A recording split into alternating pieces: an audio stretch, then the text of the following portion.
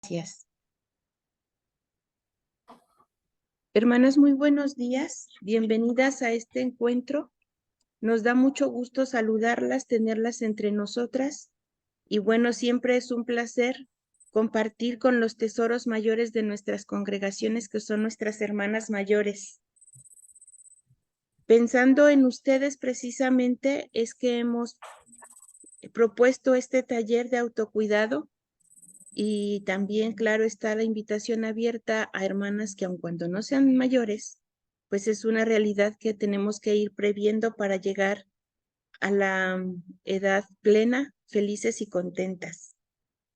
Pues ojalá que este taller nos dé las herramientas y elementos que necesitamos para estar mejor. Y es un gusto, pues, empezar el día así de esta manera, encontrándonos. Bienvenidas a nuestro taller de autocuidado. Y muchas gracias por acompañarnos.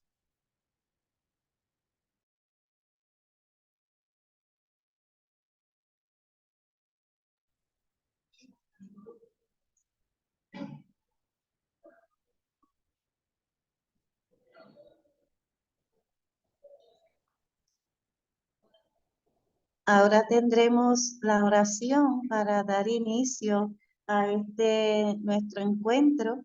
Agora teremos a oração para dar início a esse encontro. Oración para el envejecimiento y las personas de la tercera edad.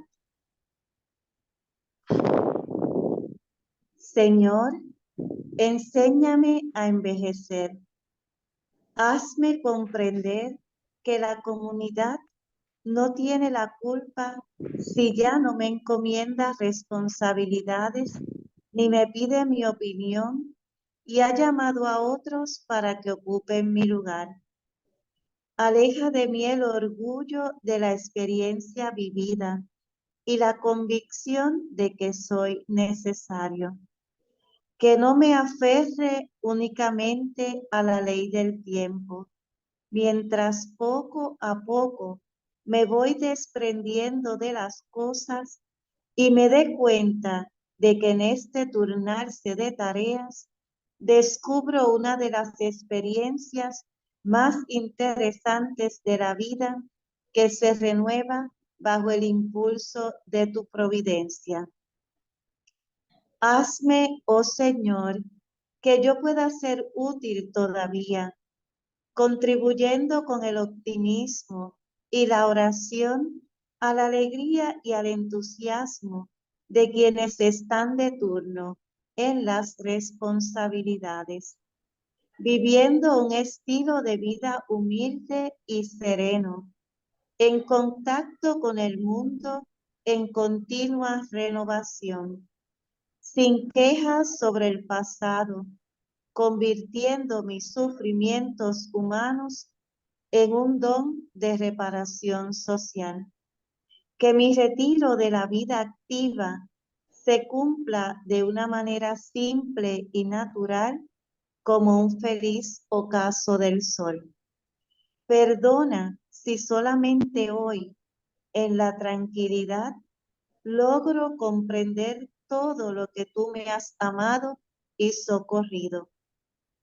Que al menos ahora yo tenga viva y penetrante la percepción del destino de gozo que me has preparado y hacia el cual me has encaminado desde el primer día de mi vida. Señor, enséñame a envejecer así.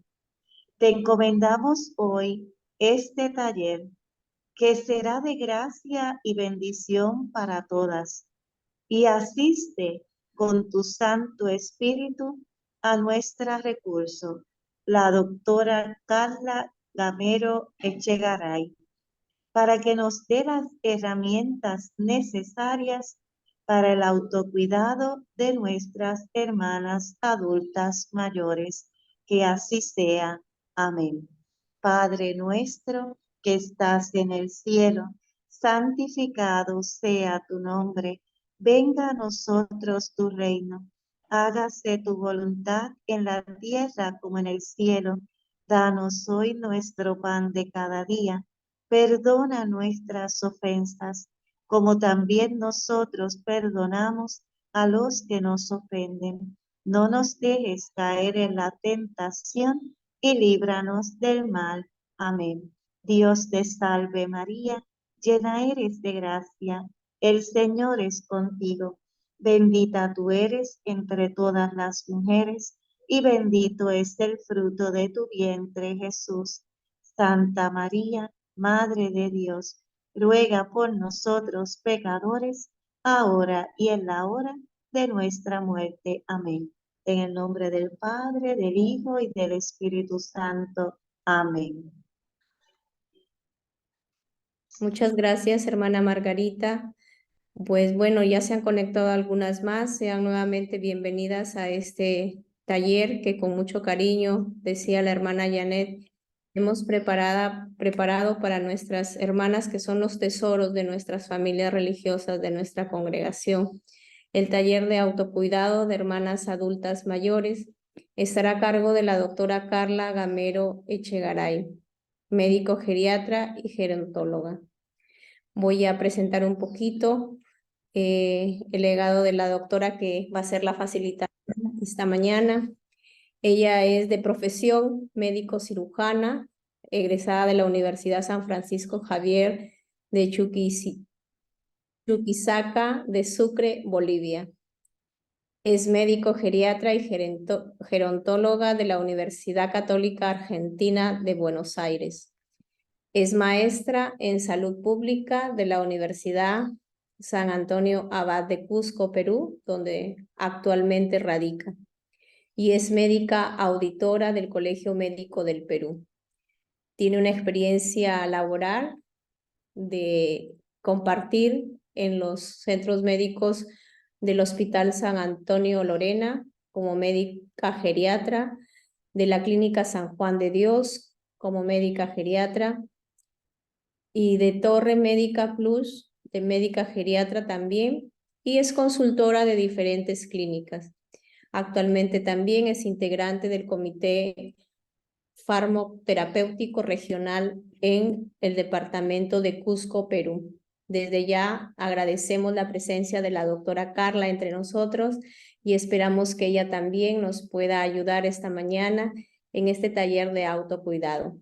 Como con mucho cariño le llamamos doctorcita Carla, bienvenida y gracias por este espacio que nos brinda para nuestras hermanas mayores, para todas las que estamos en ese camino. Hermana Berito, buenos días, hermanas de diferentes partes, muy buenos días. Muchísimas gracias ante todo por la invitación y para poder compartir algunas experiencias y poder mejorar nuestra calidad de vida, sobre todo en esta etapa tan importante que es la tercera edad. Entonces, bienvenidas y bueno, cualquier cosa durante la charla en la que yo pueda ayudarles aclarando algún punto, con muchísimo gusto. Vamos a empezar a compartir para dar inicio a nuestra charla. Un minutito, por favor.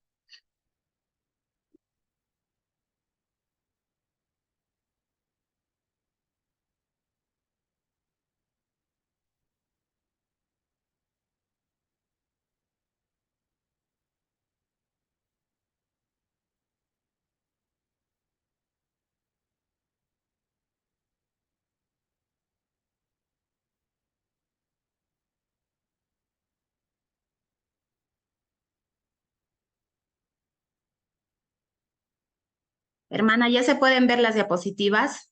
Sí, las visualizamos, Bueno. perfecto.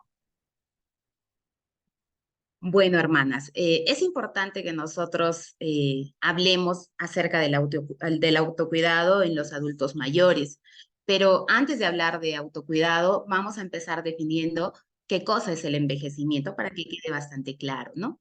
El envejecimiento es un proceso natural por el cual va a atravesar toda persona con el paso del tiempo. Se cree que hay una comunicación intercelular alterada, una inestabilidad genómica, un agotamiento de las células madres, hablamos mucho de senescencia celular, etcétera, etcétera, múltiples causas, pero que nos van a conllevar a que todos cursemos por un proceso de envejecimiento, ¿no? La OMS considera adulto mayor a todas las personas que son mayores de 60 años. Y es importante que nosotros definamos que existen dos tipos de envejecimiento. Un tipo de envejecimiento fisiológico que es aquel que nuestro adulto mayor va a cursar de forma, si se puede llamar, natural, ¿no? Con eventuales patologías agudas, pero que van a ser fácilmente resueltas y que nos van a poder permitir tener una muy buena calidad de vida.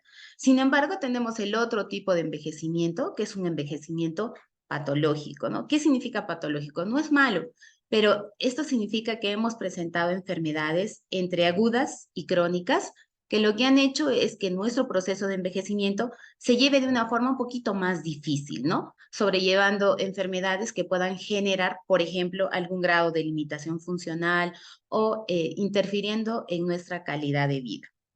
Hermana, el audio está bien, ¿verdad, hermanas? Sí, solamente disculpe, doctora, para las hermanas de Brasil, recordarles que hay el icono de interpretación y puedan ellas unirse a la interpretación en portugués. Sí, se escucha perfecto, doctora. Gracias. Ya, hermana.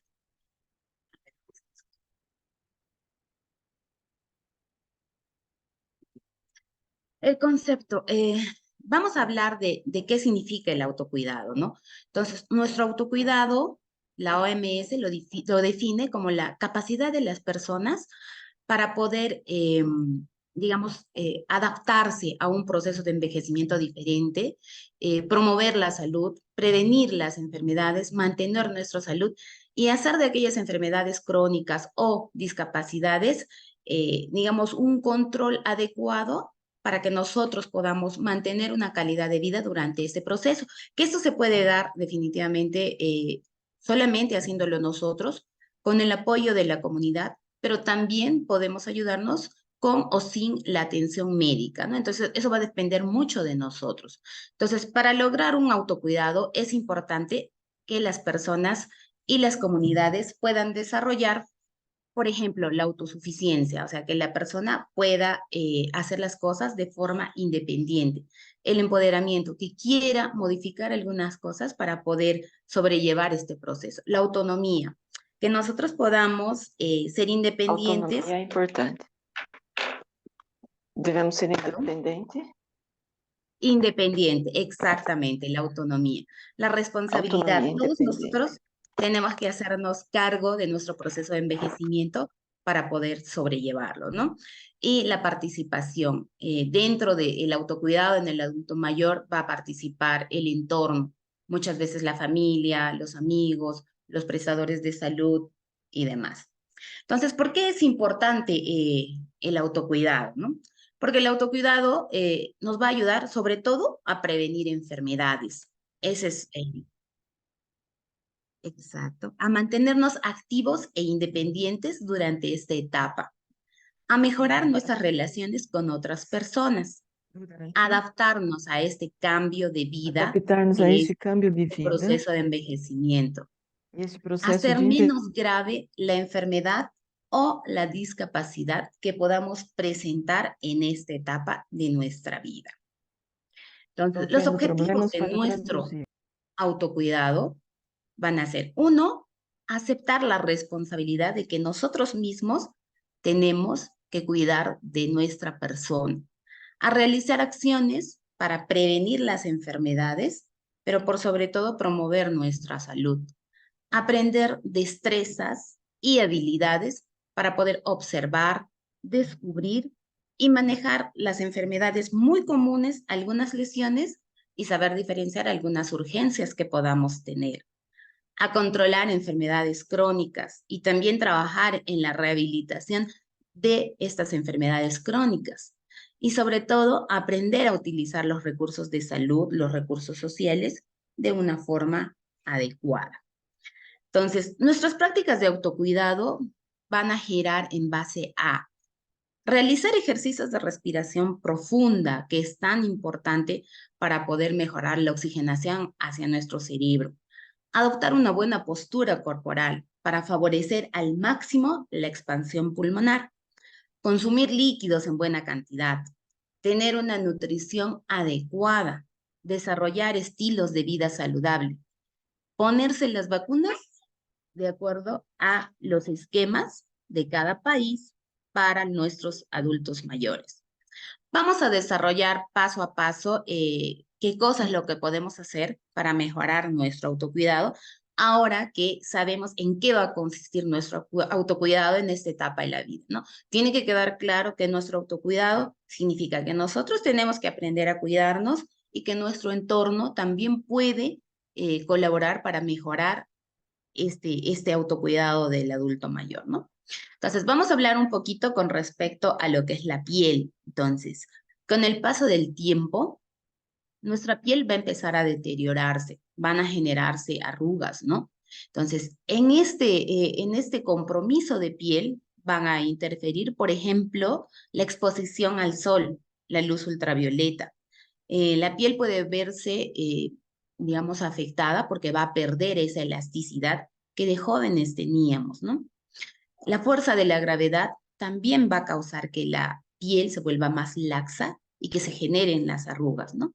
Y ciertos hábitos no adecuados también pueden generar este tipo de compromiso a nivel de nuestra piel. Entonces, ¿qué es lo que nosotros tenemos que hacer para evitar que estos cambios que se dan por la edad o estas exposiciones a diferentes agentes puedan dañar nuestra piel y a largo plazo generarnos enfermedades, ¿no?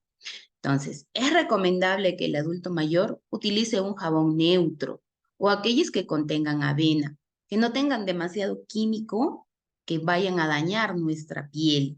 Entonces, uno de los componentes importantes dentro de estos jabones también puede ser la avena, la almendra o el cacahuate, la palta, ¿no? Entonces, estos van a contener ciertos lubricantes apropiados para nuestra piel que la van a hidratar. Entonces, van a evitar patologías como por ejemplo el prurito senil. El adulto mayor, al tener la piel seca, va a empezar a rascarse y se va a autolesionar. Entonces, es importante recordarles que utilicemos un jabón neutro o un jabón con estos ingredientes que hemos mencionado.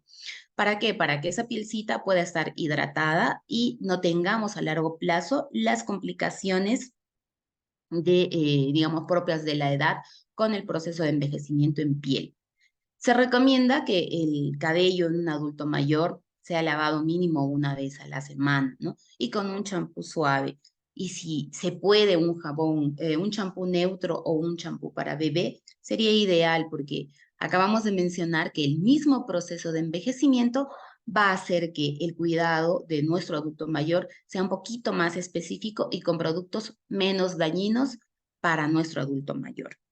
Entonces, después de que el adulto mayor se baña, es importante que nosotros podamos indicarle que debe utilizar hidratantes, cremas hidratantes de forma constante. Acabamos de decir que el mismo proceso de envejecimiento va a ser de que ya no tenga la hidratación que tenía cuando era un paciente joven. Entonces, ahora es importante recordarles que después de la ducha, del baño, tenemos que hidratar nuestra piel. Y también recordarle a nuestro adulto mayor que en el rostro puede utilizar cremas que contengan vitamina A, vitamina C, ácido glicólico y Q10, pero por sobre todo tenemos que indicarle que utilice el bloqueador solar.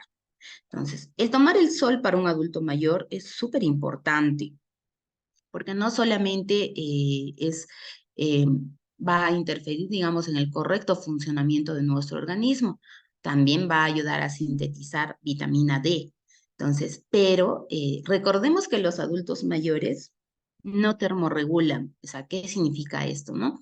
Si hay mucho frío, va a ser muy difícil que puedan calentarse. Y si hay mucha calor, es muy difícil que puedan enfriarse.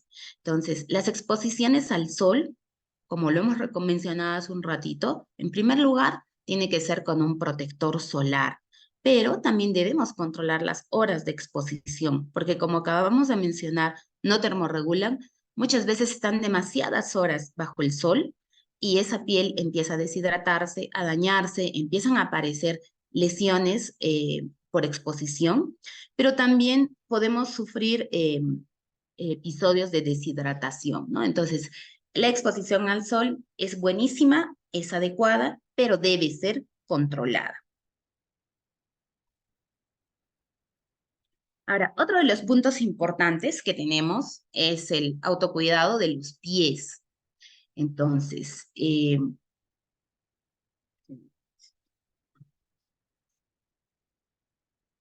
perfecto.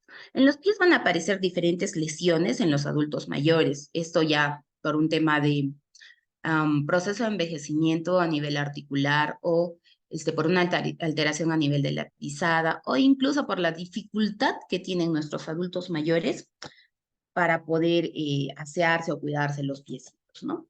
Entonces, una de las recomendaciones importantes es que nuestro adulto mayor utilice calcetines de fibras naturales que permitan una adecuada transpiración y que no incorporen costuras o elásticos, ¿no? Que le generen molestias. Esto es importante. Seguir una higiene adecuada. Habíamos mencionado que al igual que el resto del cuerpo, es importante el gel para baño, pero sobre todo neutro, ¿no? O ligeramente ácido y explicarle a nuestro adulto mayor que tiene que secar bien los pies y revisar entre los deditos, porque la humedad a largo plazo, porque habíamos hablado de inicio que nuestro mecanismo de defensa es ligeramente disminuido, entonces este hábito de no revisar entre los dedos de los pies o no secarlos de forma adecuada nos puede condicionar que aparezcan algún tipo de lesiones como grietas o incluso pueden aparecer micosis, ¿no? Honguitos a ese nivel. Entonces, es importante la recomendación de lavar con un jaboncito neutro los pies o ácido, limpiar entre los dedos y secar bien. Al igual que el resto del organismo, es importante que hidratemos los pies. Si pudiera hacer esto por la noche con un masaje suave, esto nos va a ayudar a que los adultos mayores descansen de mejor manera. Una de las principales, digamos, quejas o consultas es que ellos dicen, ¿no? Que tengo los pies muy fríos o tengo los pies que me arden o en su defecto que me duelen mucho, sobre todo en la noche, ¿no? Entonces, si nosotros creamos un hábito de poder trabajar con nuestros piecitos en la noche, entonces vamos a evitar este tipo de complicaciones. Claro que algunas molestias van a tener que ver con patologías de base, ¿no? Que también se van a tener que controlar. Pero si tenemos adultos mayores sin enfermedades que condicionen este tipo de molestias, podemos trabajarlas de esta forma. Ahora, también van a presentarse callitos, durezas a nivel de los piecitos, ¿no? Esto puede verse, por ejemplo, a una mala pisada, puede verse a una osteoartrosis, que es una deformación articular de nuestros piecitos por ya un tema de edad, ¿no? Entonces, la recomendación es de que el paciente pueda utilizar una lima manual, eléctrica y limpiar los piecitos. Yo la verdad recomiendo mucho más en los adultos mayores, sobre todo porque ya presentan enfermedades, que puedan acudir con un podólogo, ¿no? Tener los piecitos en buenas condiciones van a hacer que ellos tengan una mejor calidad de vida. Y a veces no sabemos manejar el cuidado de nuestros pies y en vez de mejorar nuestra salud en pies, podríamos empeorarla, ¿no? Entonces es preferible que si hay posibilidades, podamos acudir una vez al mes con un podólogo que nos haga un cuidado integral de los piecitos, ¿no? Ahora, también para mejorar, digamos, la salud de nuestros piecitos, es importante hacer ejercicio, ¿no? La recomendación es de que hagamos 30 minutos diarios, entre 15 y 30 minutos, ejercicios a nivel de nuestros pies. ¿Esto qué significa, no? Que podamos mejorar nuestra circulación. Recuerda que muchas veces estamos parados mucho tiempo. Algunos de los adultos mayores van a tener problemas de circulación y o están en una misma posición mucho tiempo, ¿no? Entonces, esto no es saludable. Es importante que nosotros consideremos que nuestros pies son parte integral de nosotros y que al tenerlos sanitos, todo nuestro organismo va a funcionar bien. Entonces, masajemos esos piecitos, hagamos ejercicios 30 minutos, movilicémoslos y asociado a los cuidados que vamos a tener una mejor salud a ese nivel. También recordar que con la edad, el tamaño y la forma de nuestros pies van a ir cambiando, ¿no? De modo que los zapatos que utilizábamos en algún momento de repente no sean los adecuados posteriormente. Entonces, a medida que nosotros vamos envejeciendo, es importante que nosotros utilicemos un tipo de zapato de calzado que se adapte a nuestros pies en el momento, ¿no? Entonces, tienen que ser zapatos bastante cómodos y súper adaptados al piecito en el momento, ¿no? Tiene que ser de un material que no sea plástico, porque eso puede hacer sudar el piecito, que sea suave, que sea flexible, sobre todo que la suela tenga un apoyo firme. No deben ser planos y tampoco deben tener un taco muy alto, ¿no? Lo recomendable es de 3 a 4 centímetros de taco y deben tener un espacio adecuado, sobre todo en el antepié, ¿no? Los dedos deben poder moverse, no tenemos que tener calzados ajustados. ¿Vamos bien, hermanas, hasta ahora? Sí, doctora. Es que Gracias. sí. Perfecto. Por favor, cualquier cosa avísenme. Entonces, un tema importante para nosotros como geriatras y los pacientes de la tercera edad son los cambios musculoesqueléticos, ¿no? A medida que nosotros vamos envejeciendo, y esto se da desde los 35 años, entonces va a haber un cambio, en primer lugar, a nivel de la parte ósea, ¿no? Entonces, muchos de los pacientes se preguntan, doctora, ¿por qué yo antes medía 1,70 y ahora mido 1,65, ¿no? Entonces, la alteración a nivel de la parte ósea va a condicionar estos cambios, ¿no? Sea un aplazamiento vertebral o ya podemos evidenciar una osteoartrosis a nivel cervical, dorsal, que van a generar cifosis o flexión a nivel de rodillas por una artrosis a nivel de rodillitas. Entonces, nuestra estructura ósea va a cambiar. Y con esto va a condicionar que nuestro eje y equilibrio también cambien. Entonces, tenemos que prever que estos cambios no condicionen en problemas a largo plazo. Entonces, nosotros podemos observar en la figura que está hacia el lado derecho, derecho mío. Entonces, cómo la cantidad de músculo a nivel que nosotros envejecemos va a disminuir. Hay una reducción de la masa muscular. ¿Y esto por qué se va a dar, no? Entonces, al haber una reducción de la masa muscular, que tiene mucho que ver, uno, con nuestro mismo proceso de envejecimiento, dos, va a tener con la relación con la baja ingesta de proteínas, y tres, tiene que ver con la disminución del ejercicio de resistencia que nosotros podamos realizar en la tercera edad. Entonces, al haber una reducción de la masa muscular, también va a disminuir el número de fibras musculares, ¿no? Hay una disminución del número de unidades motoras, disminuyen las motoneuronas espinales, pero lo más importante aquí es que va a haber una disminución de la fuerza y de la potencia muscular. Entonces, ¿por qué es importante esto, no? Porque vamos a generar una alteración a nivel de la marcha, de la postura, pero por sobre todo vamos a generar una alteración a nivel de nuestra estabilidad y nos hace propensos a lo que son las caídas, ¿no? Entonces, este tema es súper importante en geriatría porque una de las principales causas de ingreso a la emergencia y sobre todo de complicaciones en nuestros adultos mayores va a ser las caídas, ¿no? Y por ende, las fracturas.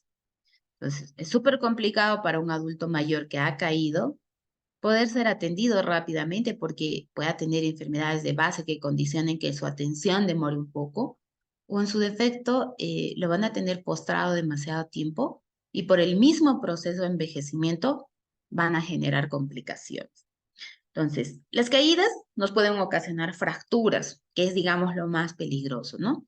Pero también pueden generar pérdida del conocimiento, hemorragias que pueden ser de diferentes causas, lesiones en piel si son, digamos, compromisos muy leves, procesos inflamatorios, dolor muy intenso en la zona del golpe, pero lo más importante con las caídas es de que el paciente va a perder la funcionalidad, o sea, que va a dejar de ser independiente para sus actividades básicas de vida diaria y va a necesitar que lo ayuden para poder hacer sus cosas, porque no lo va a poder hacer como lo hacía antes, o probablemente lo tengamos echado en una cama por 3 meses y esos 3 meses de postración nos van a generar complicaciones, ¿no? Entonces, recomendaciones que podemos hacer o poner en práctica en la casa o en el sitio donde estemos, que son digamos, los lugares donde vamos a permanecer mayor tiempo, ¿no?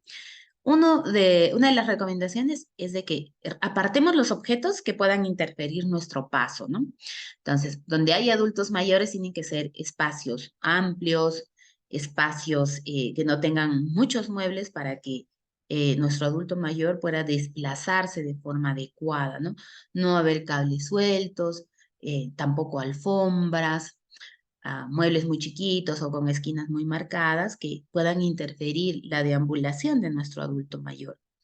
Ahora, es importante que tengamos las barreras de apoyo. Son como estas agarraderas que se pueden colocar sobre todo en el baño, en la ducha, que son los sitios donde un adulto mayor va a caer con más frecuencia, ¿no? También en algún pasillo, en las escaleras, que le va a ayudar a impulsarse y que el adulto mayor tenga un poco más de estabilidad y seguridad. Recordemos que con el mismo proceso de envejecimiento, nuestra capacidad de reacción ante, digamos, una caída va a ser menor. Entonces, si yo tengo de dónde agarrarme, probablemente limite el daño que me pueda ocasionar una caída, ¿no? Nosotros indicamos que un adulto mayor puede caerse hasta 3 veces en el año. Puede ser caídas leves, moderadas, ¿no?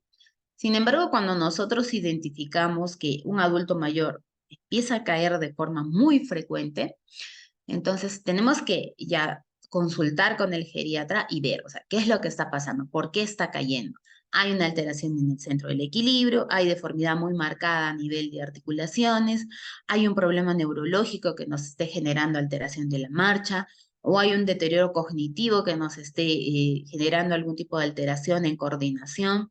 Identificamos la causa, ¿no? Y existen métodos para trabajar con el tema de prevención de caídas, los talleres, mejorar la masa muscular, reeducar la postura, trabajar el equilibrio, algunas recomendaciones en casa, como estamos haciendo, para que esto no vuelva a suceder. Entonces, otra de las cosas importantes es el tipo de calzado. A veces no es que existan patologías de por medio, sino que los adultos mayores se acostumbraron a utilizar un tipo de zapato y no lo quieren soltar, ¿no? Entonces, cuando vienen a la consulta, nosotros verificamos el tipo de calzado que ellos utilizan y les hacemos recomendaciones, que tiene que ser definitivamente un calzado adecuado a la edad, a cómo el adulto mayor está en ese momento, y nosotros evaluamos cómo va caminando y le indicamos qué es lo que tiene que hacer para evitar este tipo de caídas, ¿no? Entonces, también es importante que nosotros le recomendemos a las personas de la tercera edad que no es conveniente levantarse bruscamente, ¿no? Muchos de los pacientes pueden tener insuficiencias vasculares cerebrales, o sea, que la sangre no llegue rápidamente a la cabecita, o pueden tener una alteración a nivel del centro del equilibrio que está en el oído interno, ¿no? Entonces, cuando ellos están echados y se levantan bruscamente de la cama queriendo pararse para empezar a hacer sus actividades, es donde ellos empiezan a tener disminución de la agudeza visual de la vista, ¿no? O pueden empezar a marearse y también es una de las primeras causas de caída, ¿no? Entonces, la recomendación es de que uno se levante lentamente, primero se siente, espere unos minutos y luego se incorpore, o sea, se pare, espere unos minutos y empiece a caminar. Entonces, esto va a evitar que nosotros tengamos estos inconvenientes del equilibrio, de llegar la sangre a la cabecita y nos caigamos. Entonces, es importante esta recomendación. También es importante que al observar a un adulto mayor que empieza a tener limitación funcional o alteración de la marcha, nosotros le podamos recomendar, sí les recomendamos los geriatras, que utilicemos dispositivos de apoyo. Puede ser un bastón, puede ser un andador. No llegamos hasta las sillas de ruedas, ¿no? Porque eso ya es de un paciente totalmente dependiente. Pero muchos de los adultos mayores no quieren utilizar dispositivos de apoyo y son necesarios, ¿no? Porque nos van a dar la estabilidad necesaria para poder evitar, sobre todo, las caídas, ¿no? Entonces, es importante la recomendación de su médico para ver qué tipo de dispositivo debe usar y cómo lo debe usar, porque no se trata de comprar un bastón o decirle usas un andador y no explicarle cómo usarlo. Muchas veces el usar un dispositivo va a hacer de que empeore la situación por la cual creemos que debe usarlo. Entonces, tiene que ser un dispositivo recomendado de forma adecuada para el tipo de paciente que es y la condición que amerita. Y por último, ¿no? Si nosotros vemos que tenemos en casa un adulto mayor, tenemos que tener mucho cuidado con el tipo de piso que tenemos, ¿no? Por lo general tiene que ser un piso antideslizante, recomendar no utilizar ceras y si el piso está mojado, evitar que el adulto mayor circule por esas áreas hasta que realmente tengamos la certeza de que es un lugar bastante seguro por el que él debe transitar sin el riesgo de que él pueda caer. Entonces, esas son las recomendaciones, hermanas, para el tema de de las caídas, que para nosotros es bastante importante. Por favor, si algo no queda claro, no sé si ustedes desean que lo hablemos al final o si ustedes desean durante la charla, podemos resolver algunas dudas. ¿Ok? Seguimos entonces. Perfecto. Entonces, vamos a hablar de lo que es el autocuidado de la visión, de la vista, ¿no? Entonces, el autocuidado está orientado específicamente a cuidar nuestros ojos, ¿no?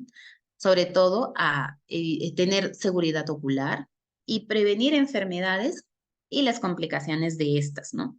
Una de las principales causas de pérdida de la vista van a ser las cataratas, la presbicia, el glaucoma y las lesiones a nivel de retina.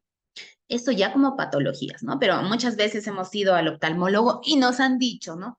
Que lo que tenemos es una degeneración macular y a veces no podemos entender qué cosa es, ¿no? Entonces, por ejemplo, una degeneración macular va a significar que nuestro ojito está envejeciendo y nos vamos a dar cuenta porque aparece un halo blanco en la parte central del ojito, ¿no? En la parte negrita del ojito, ¿no?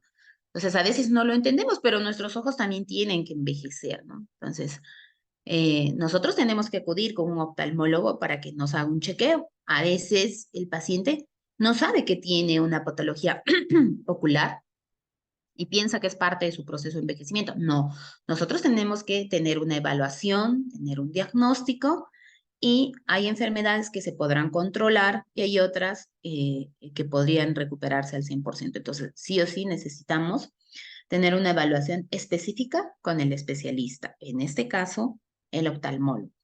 Pero nosotros en casa, si ya tenemos a un adulto mayor o somos un adulto mayor que empieza a tener problemas de visión, ¿cómo tenemos que trabajar? ¿Qué podemos hacer? ¿No? Entonces, es importante tener una iluminación adecuada en los diferentes ambientes por donde nuestro adulto mayor se va a desplazar.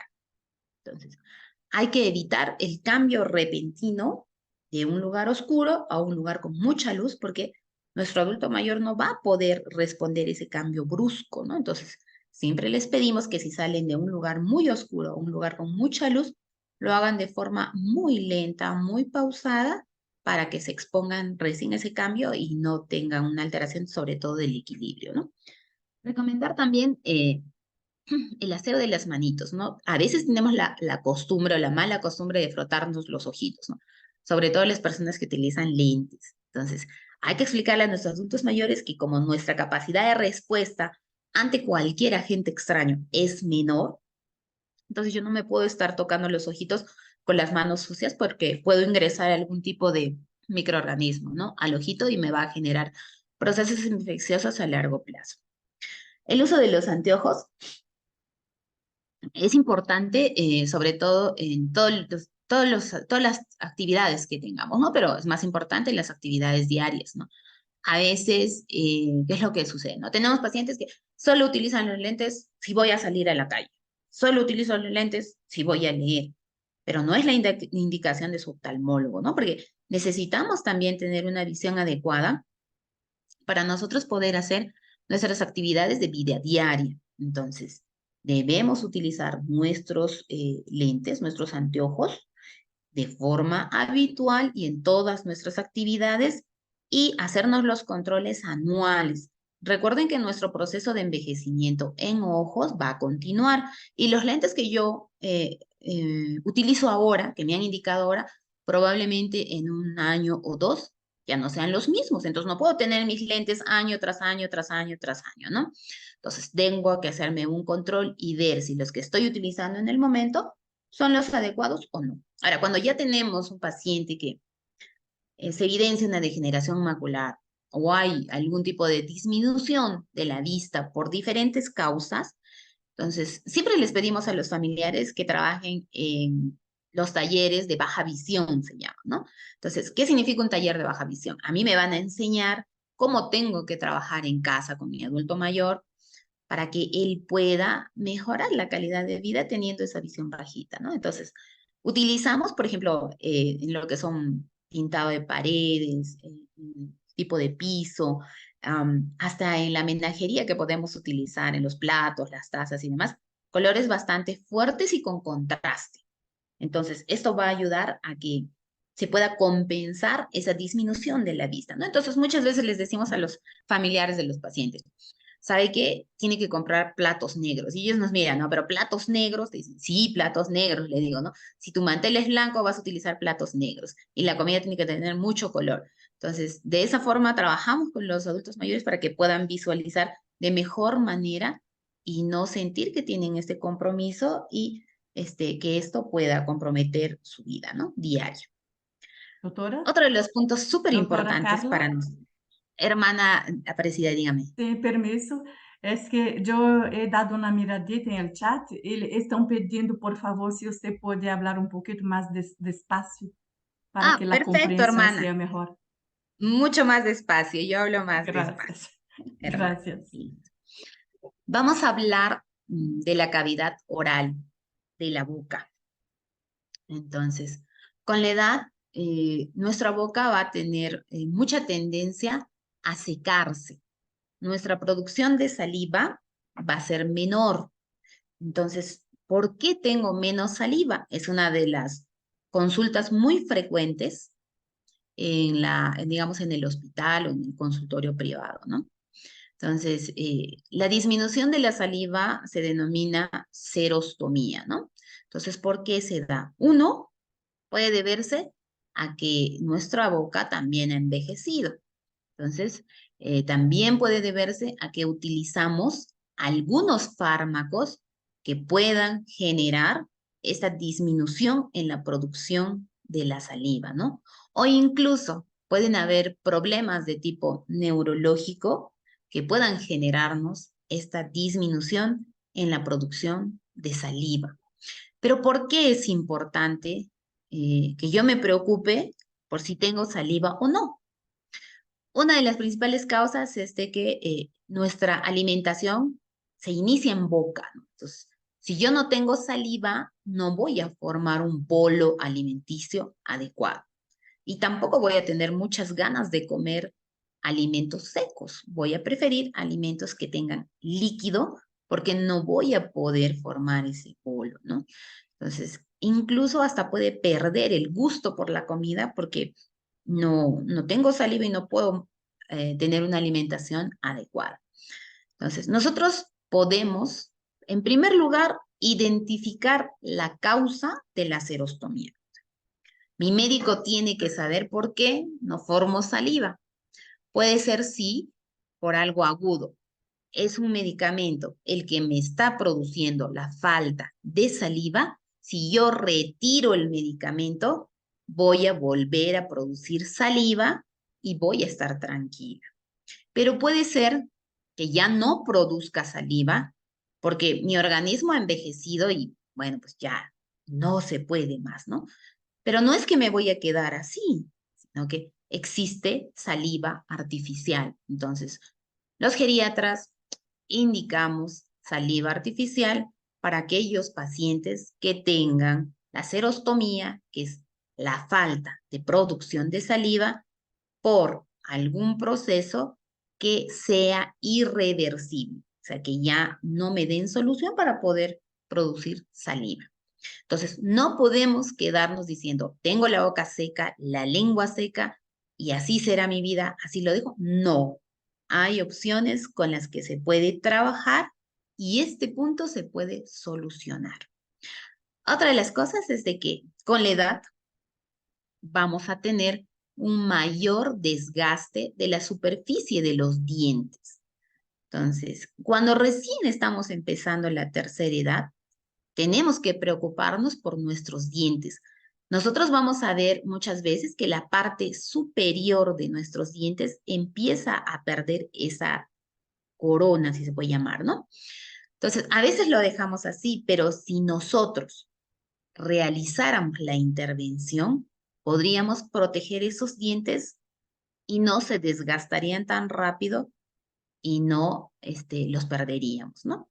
También es común que un adulto mayor tenga un compromiso a nivel de las encías, ¿no? Y estas encías se infectan y van a hacer de que nuestros dientecitos se pierdan, ¿no? Entonces, es importante que nosotros acudamos a nuestro odontólogo. Existen odontólogos geriatras. Son odontólogos que son especialistas en la atención del adulto mayor, porque un adulto mayor es diferente, va a tener patologías o enfermedades diferentes en boca en comparación a una persona joven. Entonces, no solo tengo que ir cuando necesite extraerme una muelita, un dientecito o una curación, no. Lo recomendable es la profilaxis con el odontólogo anual. Todos los años hay que ir con nuestro odontólogo desde antes para evitar la pérdida de las piezas dentarias y también el deterioro, ¿no?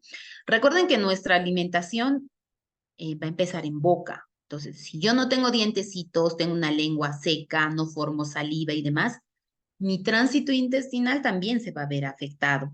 A veces nos dicen, doctora, ¿sabe qué? Estoy estreñido, ¿no?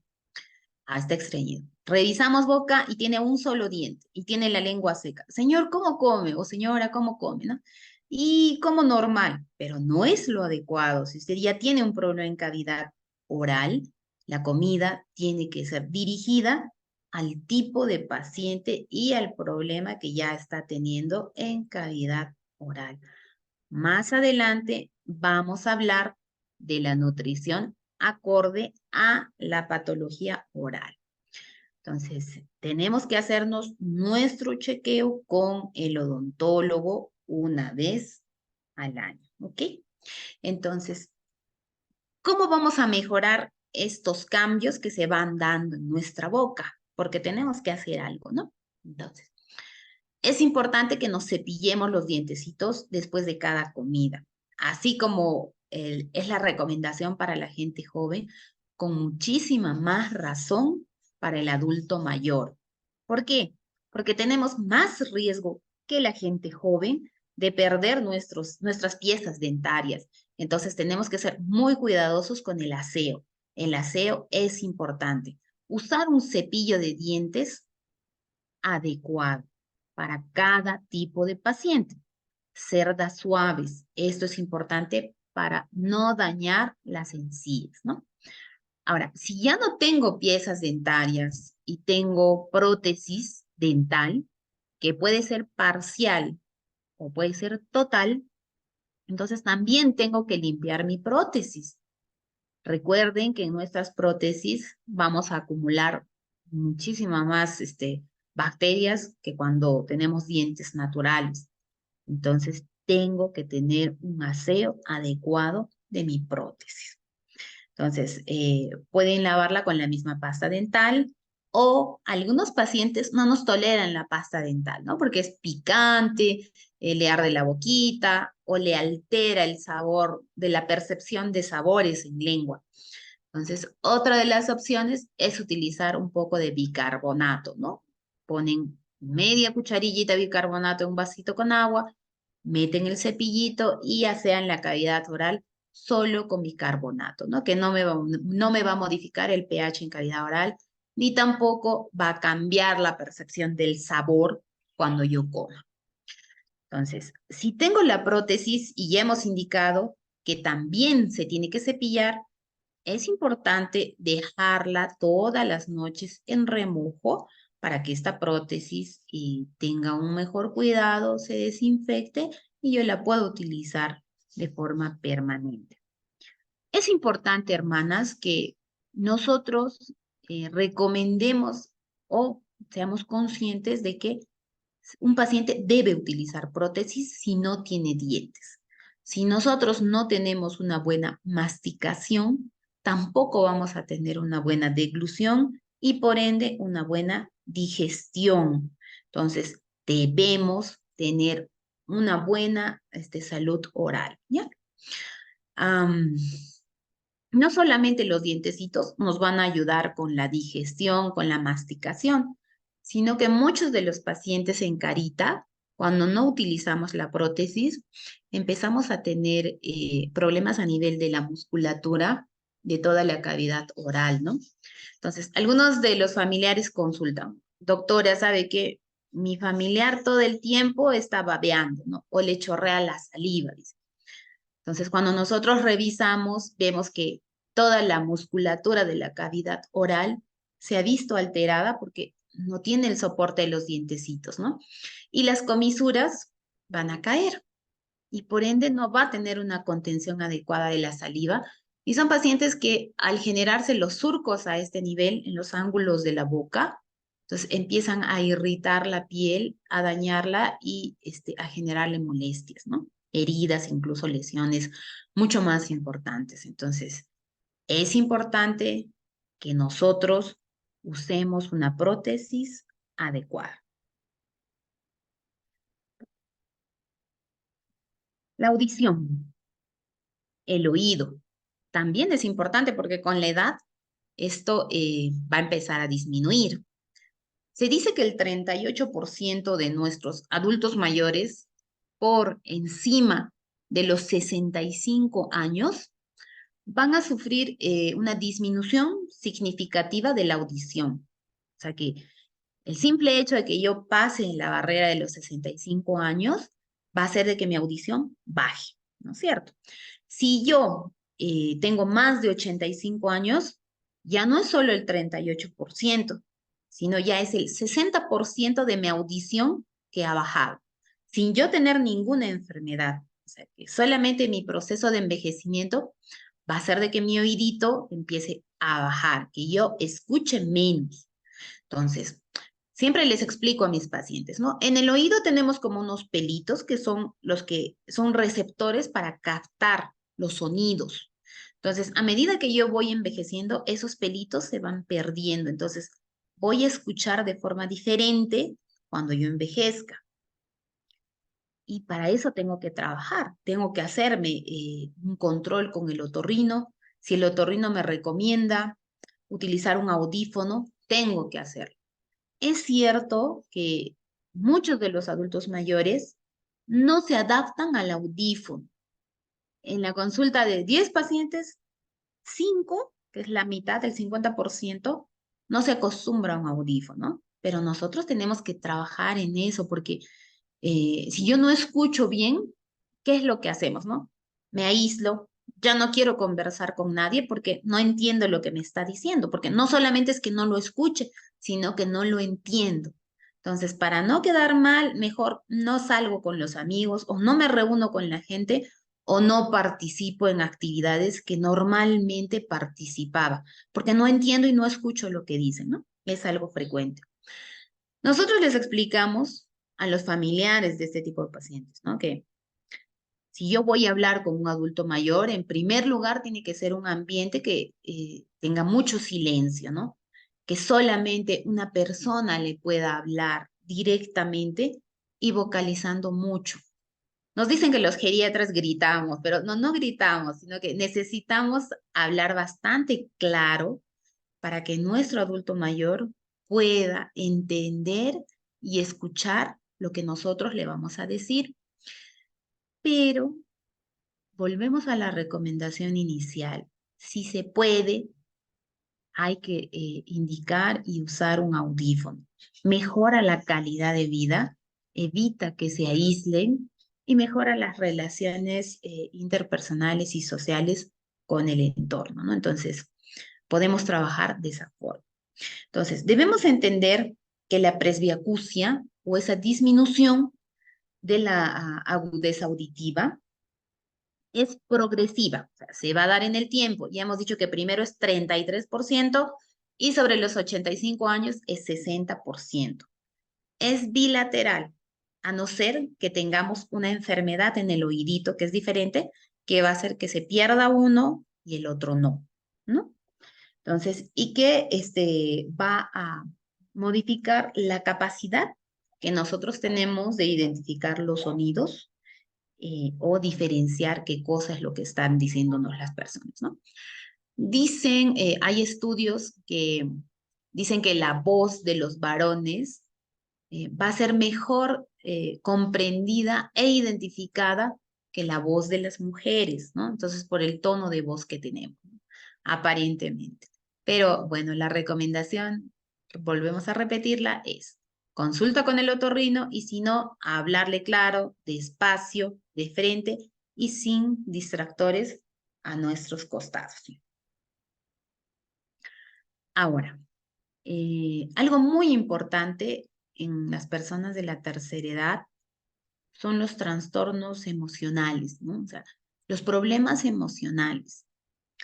De acuerdo a muchos estudios, sean psicológicos, sociológicos, nos dicen que los adultos mayores van a sufrir una alteración en su autoestima y en el entusiasmo debido a muchas cosas, ¿no? En primer lugar, el cambio físico que se da, cambio físico y biológico que se da con la edad. El mismo proceso de envejecimiento va a hacer de que muchos de los adultos mayores se sientan afectados, ¿no?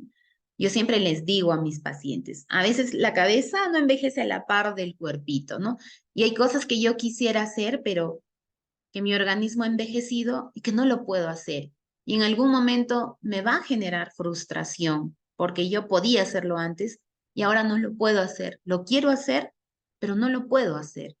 Entonces, tengo que adaptarme y entender que algunas cosas las podré hacer lo mismo que antes, pero de una forma diferente.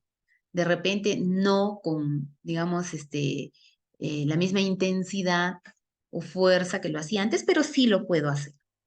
Ahora, para la persona que trabaja, el hecho de jubilarse va a ser de que nos afecta emocionalmente porque yo tenía una rutina, iba todos los días a mi trabajo y de un momento a otro me tengo que quedar en casa. Ya no puedo hacer lo mismo que hacía antes. Y eso me va a generar también un poco de pena, un poco de tristeza. Me pongo a pensar, ¿qué voy a hacer ahora que me he jubilado, ¿no? Y hay opciones. No todo se termina cuando nos jubilamos, ¿no? Podemos hacer diferentes cosas, podemos ser útiles en otras áreas para que podamos seguir viviendo de una forma adecuada, ¿no? Y para algunos adultos mayores que tienen hijos también, pues es difícil que se vayan, que nos dejen solos, que nosotros tengamos que aprender a vivir sin ellos, ¿no? Las pérdidas de un ser querido también nos van a poner tristes, nos van a hacer pensar en qué va a suceder ahora que nosotros ya no tenemos ese familiar tan querido cerca para poder hablar, conversar con él, contarle nuestras cosas, o en su defecto nos van a hacer pensar en qué va a suceder cuando a nosotros nos toque pasar por esa etapa, ¿no? Que vamos a morirnos todos y a veces nos da miedo pensar en que esto va a suceder. Entonces, estas cosas que aparentemente son comunes, aparentemente son simples, nos van a generar problemas de tipo emocional que se pueden resolver. Que nosotros en la consulta, así como la parte física, identificamos si hay algún tipo de problema emocional y podemos trabajar a través de la psicoterapia, que es la primera intervención, ¿no? De repente yo estoy viendo un problema desde un ángulo y si otra persona me lo hace ver de diferente forma, yo voy a poder manejarlo de mejor manera y que esto no interfiera en mi estado anímico, ¿no? Entonces, si ya la intervención sin fármacos no funcionó, entonces podemos trabajar con medicación. ¿Para qué? Para que mejoremos nuestra calidad de vida. Y bueno, es algo que los geriatras trabajamos en la consulta porque es parte integral de nuestra atención a un adulto mayor.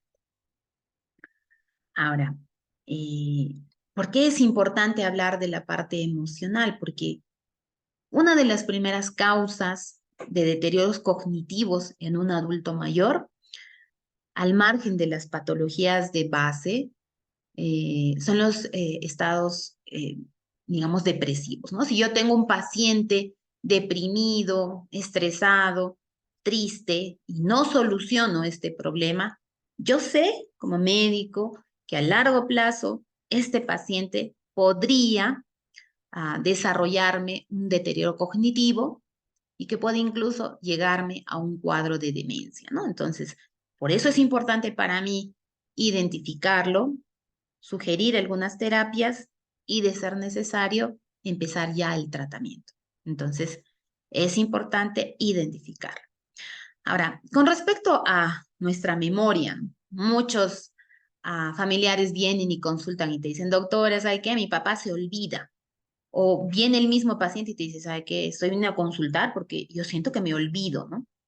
Entonces, empezamos nosotros a evaluar si son olvidos benignos, son cosas sin importancia, a veces tiene que ver con el hábito que yo tenga de trabajar mi memoria, o identificamos y realmente existe un problema, ¿no? Entonces, hay estudios que dicen que nuestro nivel de inteligencia se mantiene estable entre los 30 y probablemente hasta los 50 años, ¿no? A partir de los 50 y hasta los 60, ya existe una disminución en mi capacidad de concentración, de retención, de resolver problemas y demás. Pero que después de los 60 años, que es justamente donde empezamos la tercera edad, esta disminución se va a dar con muchísima más importancia o fuerza, si se puede llamar así. O sea, ¿qué va a suceder, no? Mi capacidad para poder concentrarme, para poder resolver problemas, va a disminuir. Esto no significa que yo no pueda hacer cosas. Al contrario, si yo tengo esta información y sé que mi cerebro va a envejecer un poquito y que hay algunas cosas que de repente van a cambiar, yo puedo mejorar eso para que este proceso normal, fisiológico, se dé de una forma más adecuada y no me afecte. Entonces, para eso existen, ¿no? Los tallercitos de memoria. Más adelante vamos a dar algunas sugerencias de qué es lo que podemos hacer, ¿no? Pero tengo que trabajar con mi cabecita para llegar a los 60 sin un compromiso importante. Ahora, hablamos de dos tipos de inteligencia, ¿no? Una inteligencia fluida, ¿no? Que es mi capacidad para poder resolver problemas nuevos, que es donde el adulto mayor tiene un poquito más de dificultad, porque habíamos hablado hace un rato que mi mismo proceso de envejecimiento me va a dificultar un poco. No hemos dicho limitar, hemos dicho dificultar un poco, ¿no? Y nuestra inteligencia cristalizada. Yo voy a poder resolver problemas por la experiencia que yo ya tengo y que me va a dar esa capacidad de aconsejar y de indicar qué es lo mejor ante una situación X. Entonces, lo que perdemos es la memoria a corto plazo, ¿no? Lo reciente, lo anterior que ya lo tengo fijado, eso no se va a perder. Entonces, es importante que trabajemos con ejercicios para mejorar nuestra memoria a corto plazo. Entonces, ¿qué hacemos, no? Podemos leer, podemos escribir diariamente, podemos realizar crucigramas, puzzles o pupiletras. Para mí, uno de los mejores ejercicios para poder trabajar la memoria es el sudoku, ¿no? Entonces, si podemos hacerlo a diario o por lo menos día por medio, esto es importante para que nuestro cerebro se mantenga activo. Trabajamos mucho en geriatría la musicoterapia, ¿no? Escuchar música, cantar las canciones que nos van a traer recuerdos. Podemos trabajar con imágenes, actividades con diferentes objetos, formas, de acuerdo al adulto mayor. También podemos jugar, realizar juegos de mesa y siempre realizar tareas sencillas en la casa, ¿no? Una de las cosas que también cuestan un poco a la familia de nuestros adultos mayores es el aseo personal, ¿no? Entonces, incidir mucho en que nuestro adulto mayor cuide el cabellito, ya hemos hablado de la boca, las manos, los pies, ayudarlos a mantener este hábito teniendo un baño ordenado, con un menor número de objetos, de repente ayudarlo colocando los insumos de baño de forma ordenada, con una secuencia que él ya memorice para que lo pueda hacer, y si tiene cierta dificultad podemos colocar instrucciones al costado, ¿no? También es difícil para algunos adultos mayores con enfermedades poder vestirse y desvestirse. A veces, si nosotros observamos esto, pensamos que es normal, ¿no? O sea, que tiene un poco más de lentitud y dificultad para vestirse, sacarse la ropita, pero no es tan normal como parece. Si nosotros observamos que tiene esta dificultad o incluso utiliza la misma ropa todos los días y no quiere ponerse otra, entonces tenemos que pensar en que existe un problema, debe ser evaluado y que tenemos que darle facilidades para que él pueda organizar la forma en la que se viste, ¿no? Utilizar broches adhesivos que son más fáciles, a veces no pueden abotonarse, no pueden subir un cierre, y de repente el cuidador pueda colocarle la ropa en un orden adecuado para que se le haga más fácil poder vestirse, ¿no? Ahora, otro de los problemas es que a veces los adultos mayores son renuentes a querer bañarse. Nosotros recomendamos que mínimo un adulto mayor debe bañarse 1 o 2 veces a la semana. Habíamos hablado al principio que tenemos problemas con la termorregulación, ¿no? Entonces, cuando los bañamos, ellos sienten mucho frío y difícilmente pueden calentarse. Entonces, tenemos que utilizar una ducha ambientada acorde a sus necesidades. Un calefactor, poner una silla donde él se pueda sentar, bañarlos de forma muy rápida, abrigarlos luego de bañarlos, darle bebidas calientes para que sea un poco más adecuado, si se puede utilizar así el término, de que ellos puedan hacerse de una forma correcta, ¿no? Ahora hablamos de lo que es la alimentación en el adulto mayor. Entonces, tenemos que verificar si nuestro adulto mayor tiene una dieta indicada por alguna enfermedad, ¿no? Si es un hipertenso, entonces tendrá que tener una dieta baja en sal. Si es un paciente diabético, tendrá que tener una dieta para diabéticos baja en carbohidratos, en azúcares. Esto es importante. Ahora, es importante lo visual. Entonces, que nuestro adulto mayor tenga una mesa, también habíamos hablado anteriormente, atractiva, con colores fuertes, con contrastes importantes.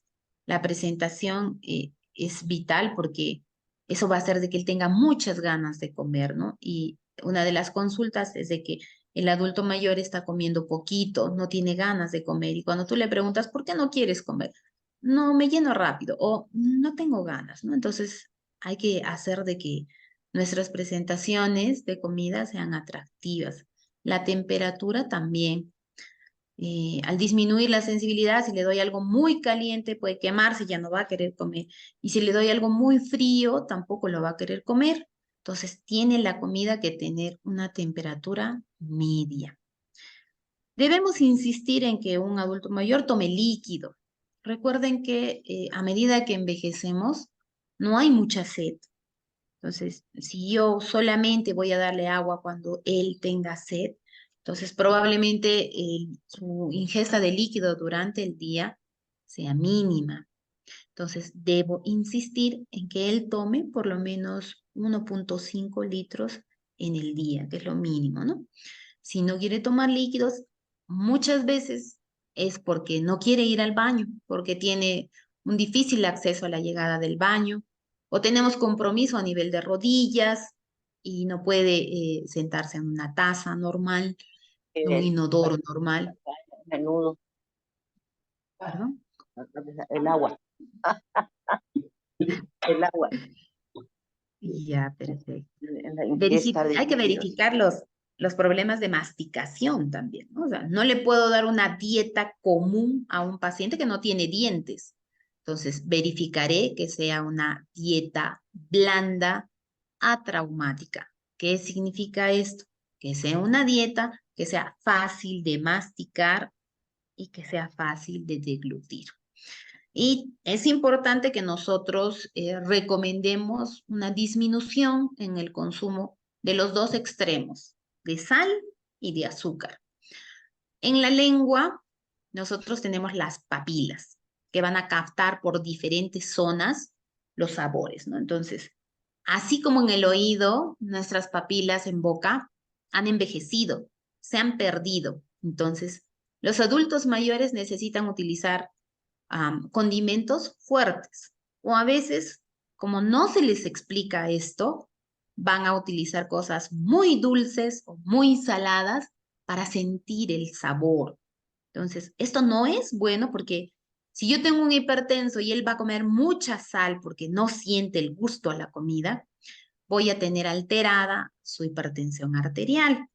Hay Ay, que explicarle a la persona que prepara la comida que deben utilizar condimentos que realcen el sabor, naturales, pero que no lleguen a ser dañinos.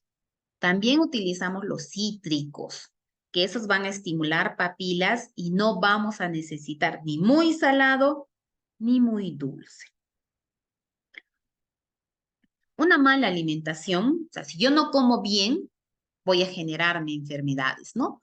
Voy a hacer desnutrición o voy a tener algún tipo de patología porque mi organismo no está nutriéndose con lo que realmente necesita. Entonces, que la gente diga que a medida que envejecemos se come menos, no es cierto.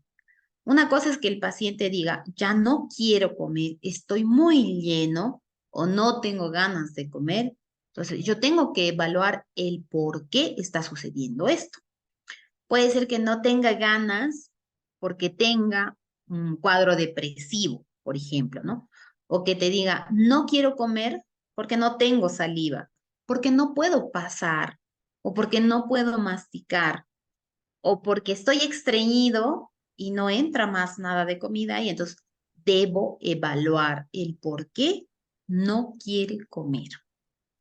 Entonces, nuestro adulto mayor tiene que tener una alimentación saludable, pero la comida que yo le dé debe ser una cantidad adecuada y tiene que tener muy buena calidad, porque esto directamente va a influir en su calidad de vida.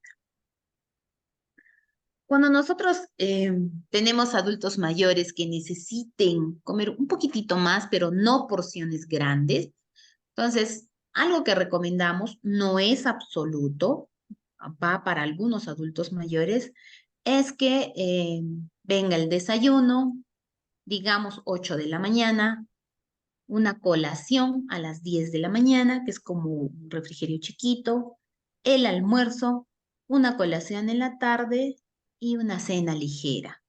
La mayoría de adultos mayores no cena, entonces quedamos solamente en el almuerzo y la colación. Pero es, perdón, pero es importante recordar que en las 3 comidas principales debemos considerar el aporte de proteínas. Entonces, a veces las comidas de los adultos mayores son comidas vacías, con carbohidratos y fibra, pero no hay proteína. Recuerden que la proteína es la carne, las claras de huevo, las menestras y algunos cereales que tienen proteína, pero debe tener proteína el desayuno, el almuerzo y la cena o la merienda en porciones adecuadas y de acuerdo al tipo de paciente. Si yo no como proteína, no voy a formar músculo. Y recuerden que hemos hablado al inicio, si yo no tengo músculo, voy a hacer sarcopenia. que es la pérdida del músculo. Y si tengo sarcopenia, voy a caer. Entonces, es importante la nutrición en la tercera edad. Entonces, ¿cómo voy a mejorar mi nutrición, no? Habíamos hablado de la higiene bucal, de la lengua para percibir sabores. Que hemos hablado también de que su percepción de los sabores es diferente porque ha envejecido. Hemos hablado de la temperatura, hemos hablado de los condimentos y de la disminución de la sal y el azúcar. Entonces, nuestras recomendaciones de nutrición para la tercera edad. En primer lugar, importantísimo, debo mantener el cuerpo hidratado. Es algo que hemos hablado hace un ratito, es súper importante, ¿no? No tenemos alimentos prohibidos a no ser que tengamos enfermedades que hagan que yo tenga que restringir algunos alimentos por la enfermedad que yo tenga, ¿no?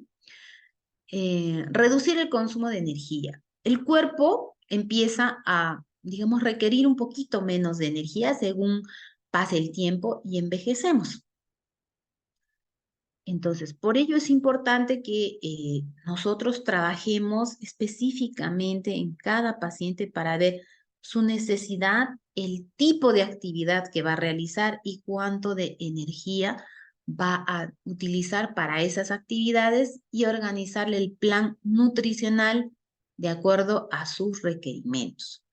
Entonces, también es importante, ya hemos hablado de esto, de qué tipo de alimentación le voy a dar a mi adulto mayor, ¿no? Si tiene dientecitos, si no tiene dientecitos, si puede deglutir, qué temperatura tiene. Y un tema importante es la complementación de la nutrición en un adulto mayor. Entonces, a veces vienen a la consulta y me dicen, doctora, quiero que me dé vitaminas, ¿no? Y lo cual no está mal, porque nuestro tubo gastrointestinal también envejece y la absorción de los nutrientes de la comida que yo coma muchas veces es muy bajita, ¿no? O de repente el tipo de alimentación que yo estoy teniendo no es la adecuada. Entonces, no está mal que si yo veo que un adulto mayor necesita complementar su tema nutricional, le dé algún tipo de complemento en vitaminas en base al paciente y en base a las enfermedades que pueda tener. No todas las vitaminas sirven para todos los adultos mayores, no. Para algunas personas es un tipo de vitaminas y para otro tipo de personas también. De repente no son vitaminas, de repente necesito complementar con proteínas. Entonces, veré al paciente, veré qué necesita y veré qué es lo más conveniente de darle. No es bueno automedicarse. Debemos preguntar a nuestro médico qué puedo tomar de acuerdo a mi necesidad. ¿Okay? Entonces, algo muy simple es de que nosotros en nuestra dieta debemos considerar nuestro consumo de carbohidratos, más o menos entre un 50 y 60% de nuestro plato. Nuestra proteína, 10 a 14% y grasas, 30 a 35%. En el lado derecho tenemos algunas recomendaciones de cuánto podríamos utilizar, ¿no? Por ejemplo, en relación a leche, productos lácteos, no todos pueden utilizar lo mismo. Por ejemplo, existen pacientes con intolerancia a la lactosa. Entonces, en ellos no puedo utilizar una leche común. Tendré que utilizar una leche sin lactosa. Si tengo un paciente con sobrepeso, tendré que indicarle una leche baja en grasa. Y lo propio para el queso, para el yogur, requesón, etc. Dentro de lo que es el consumo de carne, pescado y huevos, tenemos las recomendaciones de cuánto debemos consumir. La verdad, de una forma más práctica, yo les recomiendo a mis pacientes, tengo mi mano acá, y el consumo de carne debe ser del tamaño de la palma de mi mano, acá, ¿no? Entonces, más o menos me puedo guiar porque no voy a poder pesar mis proteínas todos los días, pero el tamaño de la palma de mi mano en el almuerzo me va a dar más o menos una idea de entre 100 y 150 hasta casi 200 gramos de proteína que debo comer a la hora del almuerzo. Los huevos los puedo comer en la mañana, tengo mi aporte de proteína y en la tarde podría optar por alguna opción de proteína para que tenga balanceado mi consumo. Podemos consumir cereales, tubérculos, verduras, frutas y algunos alimentos grasos, ¿no? Dentro de los alimentos grasos, tenemos que consumir grasa que sea buena. Una de las cosas muy buenas para poder consumir es, por ejemplo, el aceite de oliva, ¿no? Me ayuda mucho con los pacientes constipados crónicos, pero tiene un buen aporte de omega 3, 6 y 9, que eso va a mejorar nuestra salud a nivel de la parte neurológica, ¿no? Acá tenemos una pirámide que más o menos va a resumir algunas cosas que podríamos hacer, ¿no? Vital nuestro consumo de agua, nuestro consumo de pan, cereales, está incluido el arroz, la pasta, las porciones de verduras, de fruta, de yogur, de queso, las carnes, calcio, la vitamina D, la vitamina B12, dulces, aceites. ¿Por qué mencionamos en nuestra pirámide la vitamina B12, no? Siempre les explicamos a los pacientes de la tercera edad que al envejecer nuestro tubo gastrointestinal, hay una disminución en la absorción de nutrientes, pero por sobre todo de la vitamina B12. Entonces, nosotros les planteamos